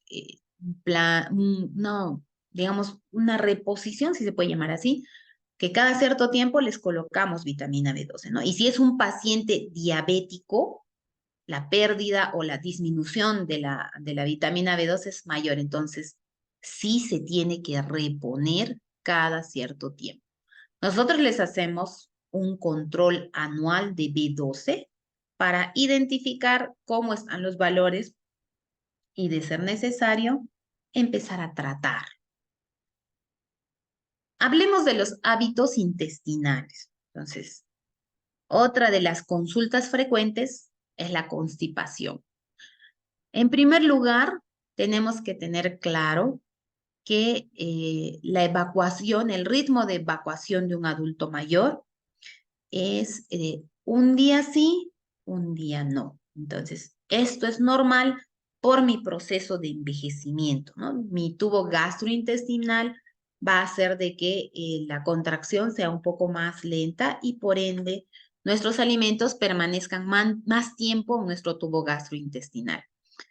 Pero nosotros tenemos que educar a nuestro tubo gastrointestinal. Entonces, tenemos que establecer una hora fija para ir al baño. Es una forma de educar nuestro tubo gastrointestinal.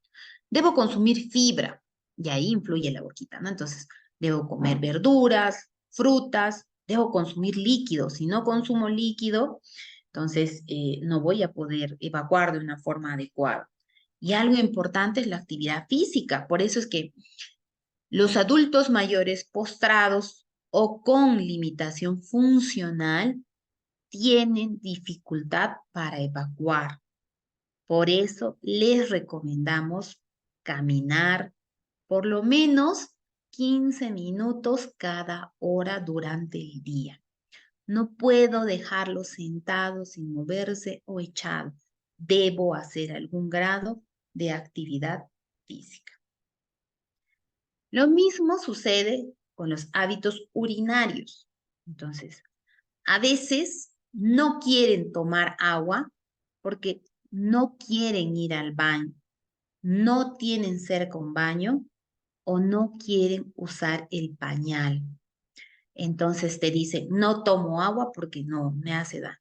Pero tenemos que dar facilidades para que el adulto mayor consuma líquido y pueda ir fácilmente al baño. Entonces, lo que podemos hacer también es organizar horarios para que alguien le ayude a llegar al baño en el caso sea un adulto mayor frágil o complejo.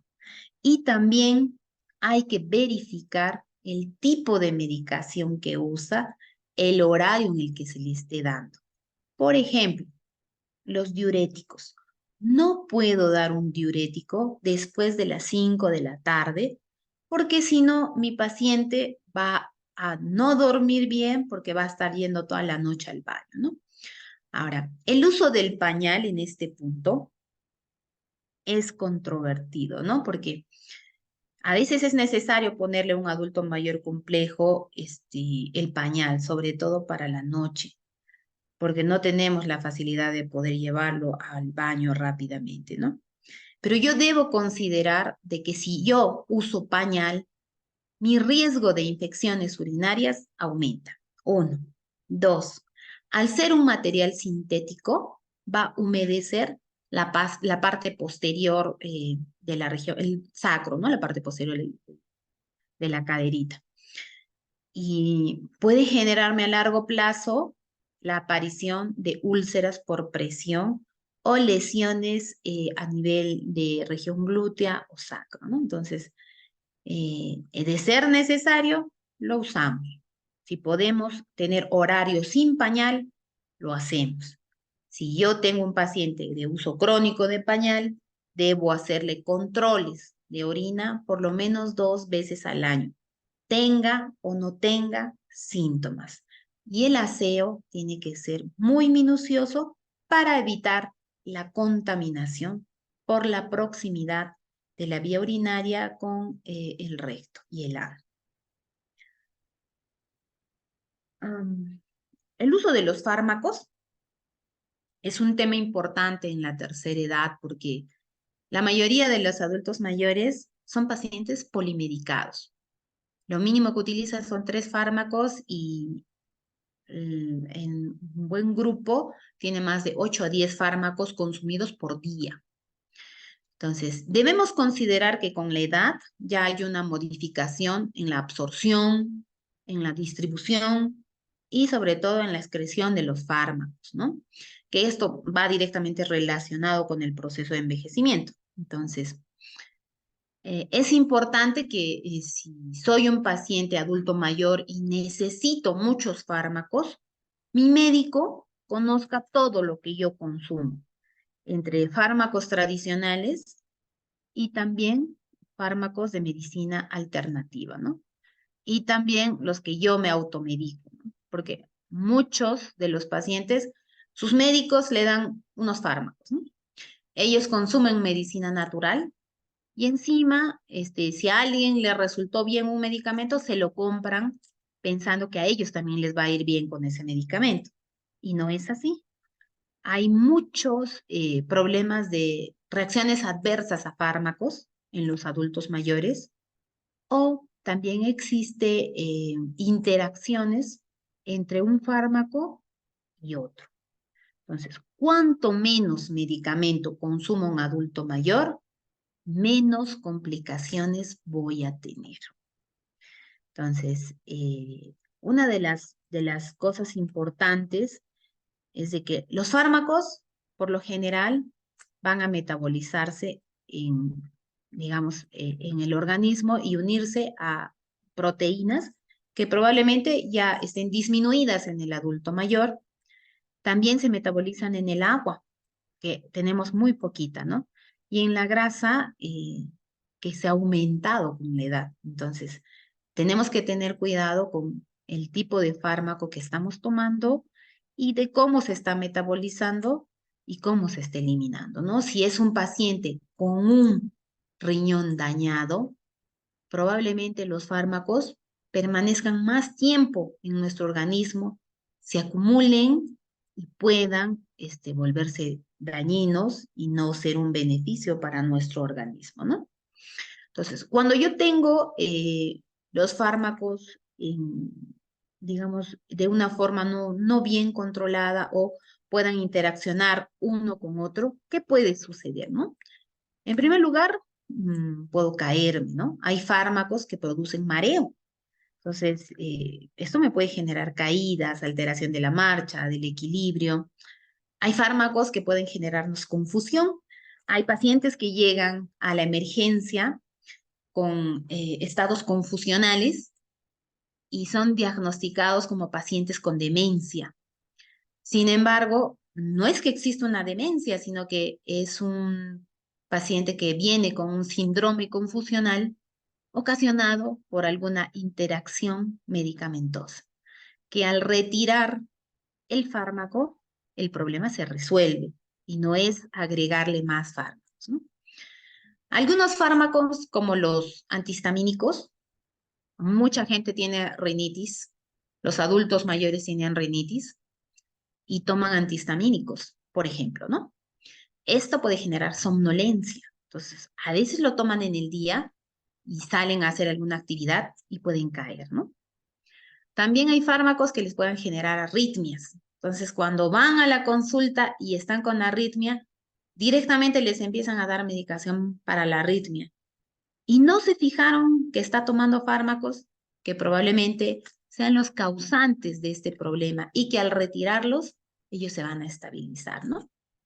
También pueden dañar su estomaguito y algunos también pueden generar incontinencias urinarias.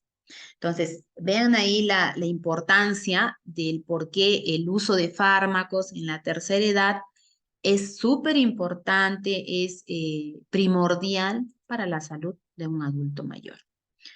Y bueno, tenemos acá un esquemita de vacunación, que una de las recomendaciones de autocuidado es que nosotros tengamos que hacernos vacunar, ¿no? Algunas cosas han cambiado, pero igual.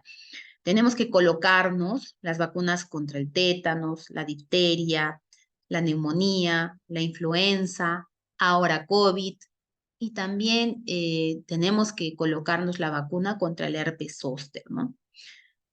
Hago hincapié en esta enfermedad porque el herpes zóster es muy común en el adulto mayor por diferentes causas: estados depresivos, alteración del sistema inmune, que puede darse por fármacos, por enfermedades, una inmunosenescencia fisiológica, pero también por enfermedades no identificadas, ¿no? Como enfermedades oncológicas. Entonces, cuando aparece un herpes zóster, nosotros tenemos muchísimo cuidado porque no es el herpes el que nos preocupa, sino la complicación del herpes, ¿no? Que es la neuralgia posherpética, que se va a dar cuando el paciente no ha sido tratado de forma adecuada y le va a generar dolor durante muchos años y nos obliga a utilizar fármacos como por ejemplo la morfina, ¿no? Entonces, si yo puedo prevenir esta enfermedad y también las otras que están en el esquema de vacunación y que son diferentes para cada país, pero bueno, algunas cosas coinciden, tenemos que colocarnos la vacuna y evitar este tipo de complicaciones. Ahora, dentro de lo que es el monitoreo de salud, para no expandirnos mucho, tenemos los trastornos de sueño, ¿no? Es un tema importante también. Indicar que nuestros adultos mayores duermen máximo 5 horas por día. Aquel adulto mayor que pueda dormir más de 5 horas, bendecido sea, porque difícilmente podamos lograr esto, ¿no? Tenemos una disminución de las actividades que desgastan durante el día, por eso es que no hay una buena calidad de sueño en la noche. Y también cuando no tienen mucha actividad, probablemente descansen durante el día y en la noche no tenemos que reparar, ¿no? La incontinencia es uno de los grandes síndromes geriátricos. Va a generar que el paciente se aísle, que haga infecciones urinarias a repetición por el uso del pañalito, que merme su calidad de vida, y es algo que se puede tratar, que se puede controlar. Habíamos hablado de la inmovilidad, el yo tener un adulto mayor sin actividad, tal vez sentado muchas horas, echado en una cama, también me va a conllevar a complicaciones, ¿no? También hemos hablado del trastorno del equilibrio, los mareos, las caídas que tenemos que cuidar, la polifarmacia, la automedicación, el por qué un adulto mayor se aísla, por qué tiene trastornos de ánimo, cognitivos, y también hemos hablado de sus pérdidas, ¿no? Una de las fortalezas que nosotros tenemos, porque ha variado antes, el eje estructurador de la vida de una persona giraba en torno a las actividades que él realizaba, como por ejemplo el trabajo, ¿no? Y que con la llegada de la tercera edad, esto cambia y su eje estructural va a girar en torno al tiempo libre que tenga, ¿no? Entonces, trabajamos mucho en geriatría con los grupos de pertenencia. Estos espacios hacen que nuestros adultos mayores se sientan parte de, se sientan útiles, puedan compartir con gente de su edad, puedan intercambiar experiencias y puedan sobre todo sobrellevar esta etapa de mejor manera, sintiéndose vivos, sintiéndose útiles y viendo que muchas de las cosas que hemos mencionado pueden controlarse, pueden manejarse y mejorar su calidad de vida, ¿no? Entonces, nosotros en el Hospital Lorena tenemos nuestro centro de adulto mayor, tenemos 50 personas que están a nuestro cargo y con los que trabajamos los días miércoles y hacemos actividad física, talleres de memoria, realizan viajes para poder distraerse y demás. Y bueno, es la ayuda que nosotros podemos brindarles al margen de la parte médica para poder mejorar su calidad de vida y juntos poder sobrellevar esta etapa muy bonita, pero a veces un poco complicada. Bueno, hermanas, esto es un poquito de lo que les he podido compartir con respecto a lo que es el autocuidado en la tercera edad. Yo espero realmente que les haya sido bastante útil, es un tema bastante amplio, un tema muy bonito para que ustedes lo puedan trabajar y puedan mejorar su calidad de vida. Muchísimas gracias.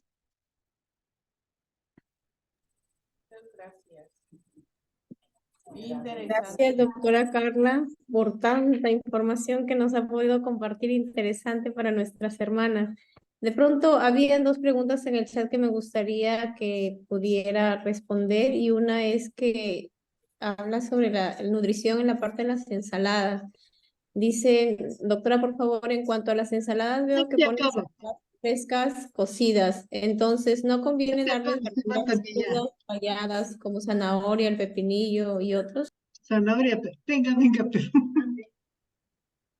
Hermana, con relación al consumo de verduras, en este caso, de preferencia habría que consumir verduras crudas por su contenido de fibra, ¿no?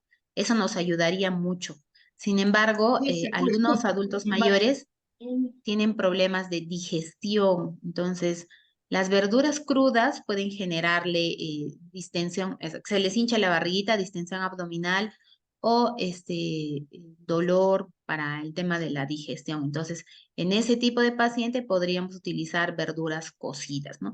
Con respecto al tipo de verduras, pueden utilizar todas las verduras a no ser que tengan algún tipo de restricción. Por ejemplo, los pacientes que utilizan warfarina, ellos no pueden utilizar vegetales de hoja verde oscura.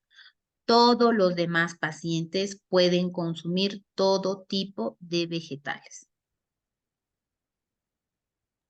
Ok, muchas gracias. Y otra pregunta que colocaban en el chat, ¿qué alimentos nos dan la vitamina B12? Y ya, por ejemplo, alimentos que tienen B12, tenemos los pescados, los frutos secos, tenemos algunas menestras, pero el porcentaje es bien bajito, hermano. Lo ideal es que ustedes busquen suplementarse a través de ya productos que estén netamente organizados para dosis y cantidad, ¿no? Son unas ampollas que nosotros colocamos 2 o 3 veces al año.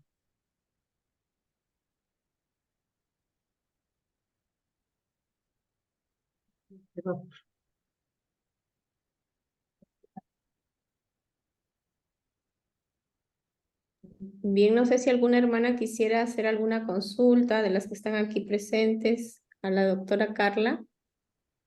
Sí quiero hacer, pero no sé cómo se va a entrar en esta cosa. Se escucha, Hable hermana. nomás, hermana Berta, le escuchamos.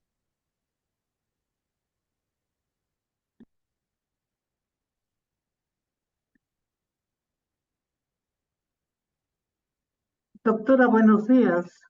Buenos días, hermana. Ay, qué bueno, gracias. Muchísimas gracias. La conferencia muy buena, muy interesante.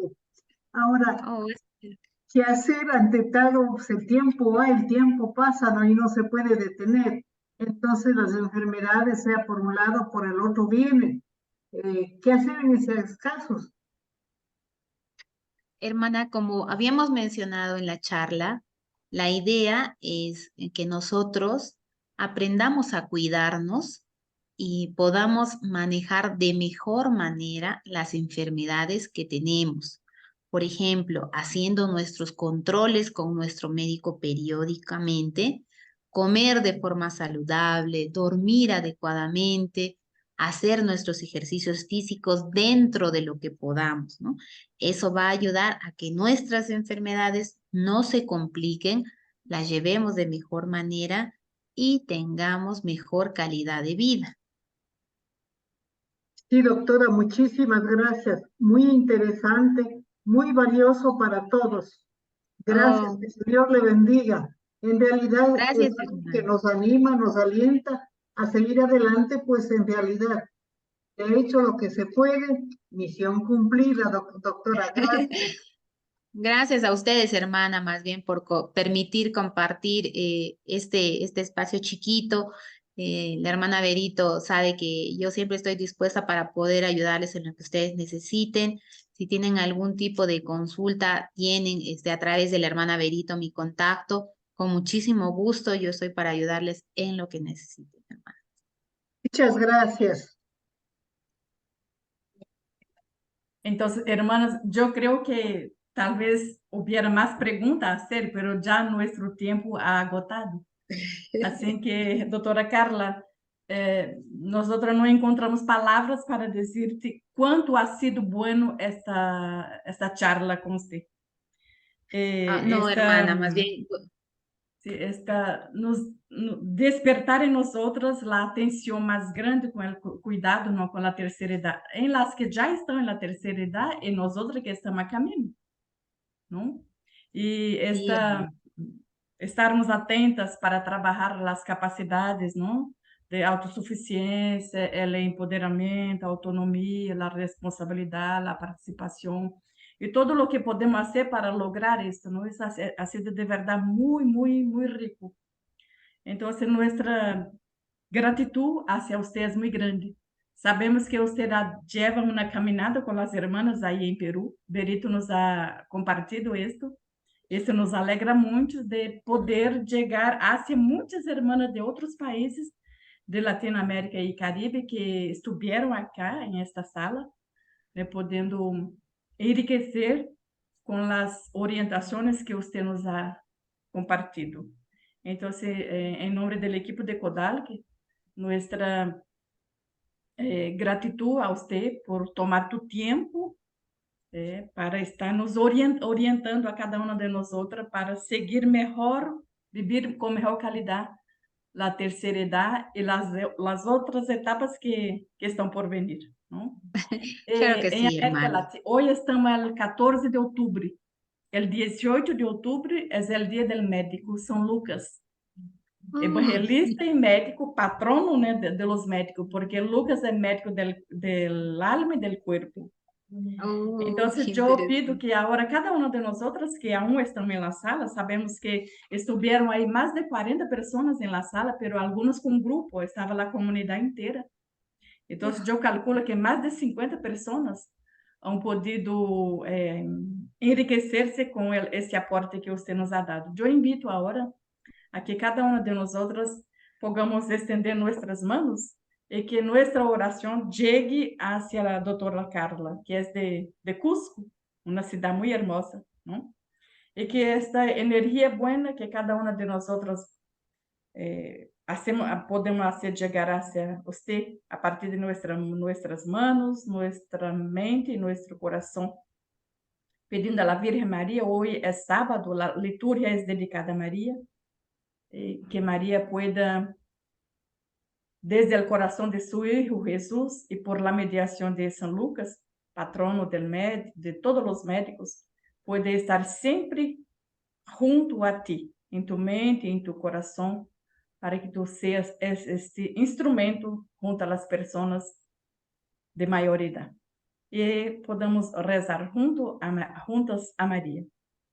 Dios te salve María, llena eres de gracia, el Señor es contigo, bendita tú eres entre todas las mujeres y bendito es el fruto de tu vientre Jesús. Santa María, Madre de Dios, ruega por nosotros pecadores, ahora y en la hora de nuestra muerte. Amén. San Lucas, ruega por nosotras. Y que San Lucas sea siempre tu compañero. Muchas gracias, hermana. En tu misión Yo creo de que la cuidar fuerza de las la oración es personas. muy importante. Que Dios te bendiga mucho. No hay otra palabra para decirte, porque tomar tu tiempo, tu conocimiento, tu experiencia, a compartir con nosotras ahí de toda Latinoamérica y Caribe, esto Dios solamente para recompensarte. Entonces, que Dios te bendiga mucho. Y Muchas muchas gracias, gracias, hermana. hermanas, muchas gracias a hermana Isidi, que estuvo ahí en la sala traduciendo del español al portugués. Y gracias a todas las hermanas que estuvieron en la sala. Gracias, hermana Aparecida y hermanas del equipo de CODAL, por darnos esta oportunidad de poder ir identificando y valorando lo que tenemos ya en práctica, lo que respecta a la salud, como también aprender mucho de lo que hoy la doctora nos ha podido compartir. Bendiciones para todas. Gracias, Muchas hermana. gracias. Muchas gracias. Adiós, hermana. Cuídese. Adiós. Buen día. Gracias, doctora. Gracias. Pues muchas Adiós. gracias. Dios la bendiga, doctora. Gracias. Obrigada. Ya. Doctora, muchas gracias. Muchas gracias a todas. Muchas gracias, doctora. Que Dios las bendiga a Nunca les todas. saludamos Gracias. y agradecemos. Ahí está.